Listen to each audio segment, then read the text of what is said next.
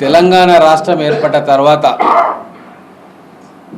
June 2, 2014 దాని తర్వాత 10 సంవత్సరాలకు తెలంగాణ ముఖ్యమంత్రి పెట్టుబడుల కోసం విదేశీ గడ్డకు ప్రయాణం సాగించారు. నేను కూడా వారితో పాటు అమెరికాకు వెళ్ళడం జరిగింది. ఒక స్పష్టమైన మార్పు అక్కడ మాతో కలిసిన వాళ్ళలో కనబడ్డది. ఒక విశ్వాసం తెలంగాణ ముఖ్యమంత్రి గారు, తెలంగాణ ఐటీ ఇండస్ట్రీ శాఖ మంత్రి వాళ్ళలో కల్పించింది.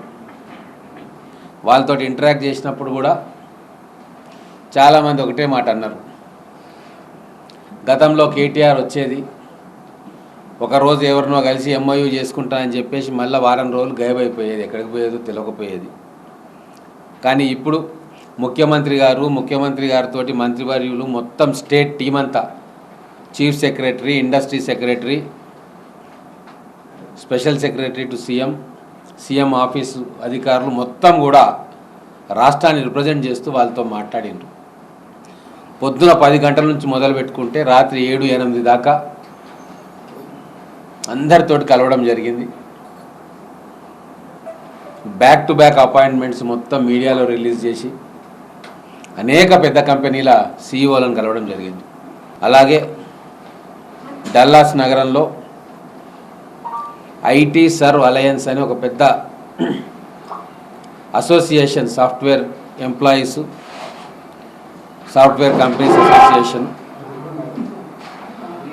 ముఖ్యంగా ఇండియన్ సాఫ్ట్వేర్ కంపెనీస్ మొత్తం కూడా దాంట్లో 90% ఉంటాయి. 2400 కంపెనీలు రిజిస్టర్ అయి ఉన్న అసోసియేషన్ అది. వాళ్ళతోటి ఒక రోజంతా కూడా డల్లాస్ మహానగరంలో మేమందరం కూడా ఇంటరాక్ట్ కావడం, వాళ్ళు చాలా సంతోషంగా ఉన్నారు. మొట్టమొదటిసారిగా తెలంగాణ రాష్ట్రానికి చెందిన ముఖ్యమంత్రి వాళ్ళతో కూర్చొని వాళ్ళను గౌరవిస్తూ పెట్టుబడులను ఆహ్వానించడం, వాళ్ళకున్న సందేహాలను నివృత్తి చేయడం మొట్టమొదటిసారిగా జరిగింది. ఇది తెలంగాణ ప్రజలు గమనించాలి. గతంలో ఏం చేసిండ్రు, ఇప్పుడు ఏం చేస్తూ ఉన్నాం. ముఖ్యంగా అక్కడ స్కిల్ డెవలప్మెంట్ యూనివర్సిటీ శంకుస్థాపన చేసిన దాని గురించి 15,000 ఎకరాల్లో ఒక కొత్త నగరాన్ని నిర్మిస్తూ ఉన్నాము.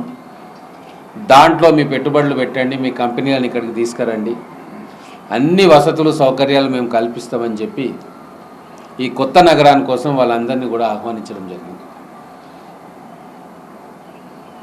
బహుశా భారతదేశంలో అంత పెద్ద విస్తీర్ణంలో ఒక కొత్త నగరానికి బీజం పడడం అనేది ఇదే మొదటిసారి.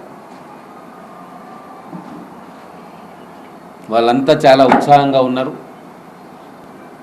దాదాపు అనేక కంపెనీలు అక్కడి నుంచి కొరియా కూడా వెళ్ళిండ్రు ముఖ్యమంత్రి గారు, ఐటీ మంత్రి గారు.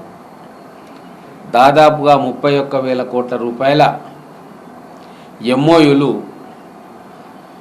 సైన్ చేయడము, సూత్రప్రాయంగా అంగీకరించడం అనేది జరిగింది. గతంలో దావోస్ వెళ్ళినప్పుడు 40,000 కోట్ల రూపాయల వ్యాపార అంగీకార పత్రాలు ఆ రోజు జరిగినాయి. అంటే ఒక సిన్సియారిటీ తోటి తెలంగాణకు పెట్టుబడులు రావాలా, ఇక్కడ మన లక్షలాది మంది విద్యార్థులకు ఉద్యోగాల కల్పన జరగాలి అని చెప్పి ఒక సిన్సియర్ ఎఫర్ట్స్ కాంగ్రెస్ ప్రభుత్వం ముఖ్యమంత్రి గారి నేతృత్వంలో చేస్తూ ఉంది.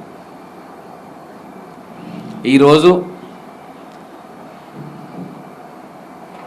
మన లక్షలాది మంది యువతకు ఉద్యోగాల కల్పన కోసం మళ్ళీ కాంగ్రెస్ ప్రభుత్వం ప్రయత్నాలు మొదలుపెట్టింది. చాలా అద్భుతమైన రెస్పాన్స్. స్కిల్ డెవలప్మెంట్ యూనివర్సిటీ కోసం మీకు తెలుసు, అసెంబ్లీలో బిల్లు పెట్టినాం, దాని తర్వాత శంకుస్థాపన జరిగింది. అదే విషయాన్ని కూడా మేము ప్రపంచవ్యాప్తంగా చాటి చెప్తా ఉన్నాం. మేము మా తెలంగాణలో మా విద్యార్థులు కావచ్చు, యువకులు కావచ్చు, వాళ్ళ నైపుణ్యాన్ని అభివృద్ధి చేసి స్కిల్డ్ వర్క్ ఫోర్స్ మీకు అందిస్తాం, మీరు నిరభ్యంతరంగా వచ్చి ఇక్కడ పెట్టుబడులు పెట్టి ఫ్యాక్టరీలు పెట్టండి అని చెప్పి వాళ్ళకు ధైర్యంగా మేము చెప్పగలుగుతా ఉన్నాం.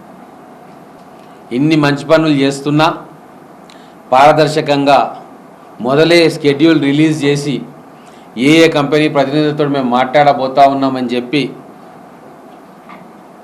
అఫీషియల్ ప్రకటన చేసి వాళ్ళని కలిసినాం. ఎక్కడ దాపరికాలు లేవు. కేటీఆర్ ఎన్నోసార్లు పోయిండు. ఏ రోజైనా మినిట్ టు మినిట్ కానీ డే బై డే షెడ్యూల్ వచ్చిందా?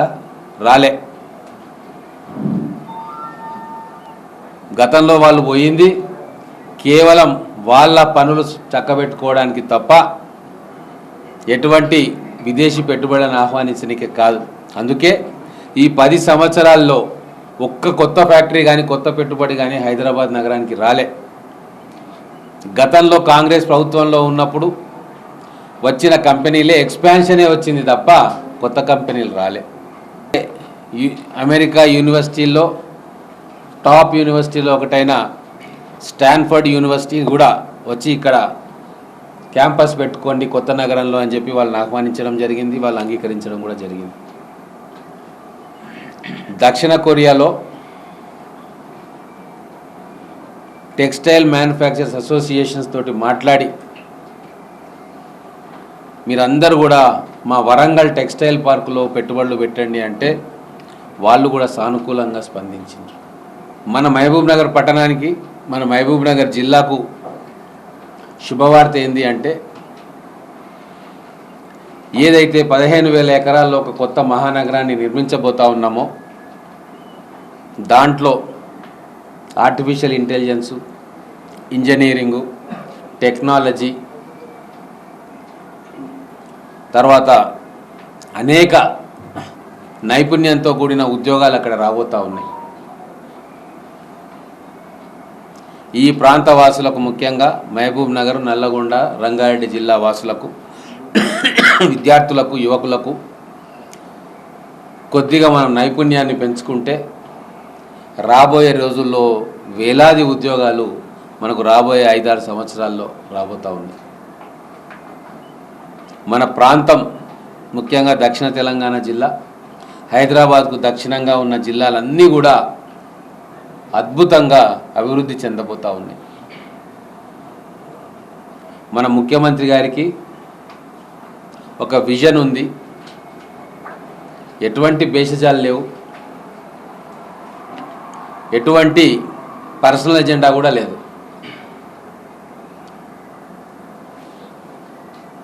వరల్డ్ బ్యాంక్ తోటి కూడా మాట్లాడడం జరిగింది. మేము ఏవైతే ప్రాధాన్యత క్రమాలు అనుకున్నామో, ప్రాధాన్యత అంశాలు అనుకుంటున్నామో, ప్రపంచ బ్యాంకు కూడా వాటినే ప్రామాణికంగా తీసుకుంటుంది. స్కిల్ డెవలప్మెంట్ కావచ్చు, స్లమ్ డెవలప్మెంట్ కావచ్చు,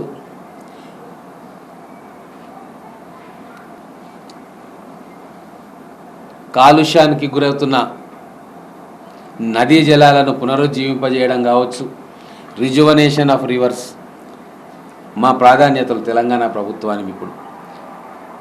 సో అటువంటి వాటి మీదనే పనిచేస్తున్న ప్రపంచ బ్యాంకు ఖచ్చితంగా ముందుకొచ్చి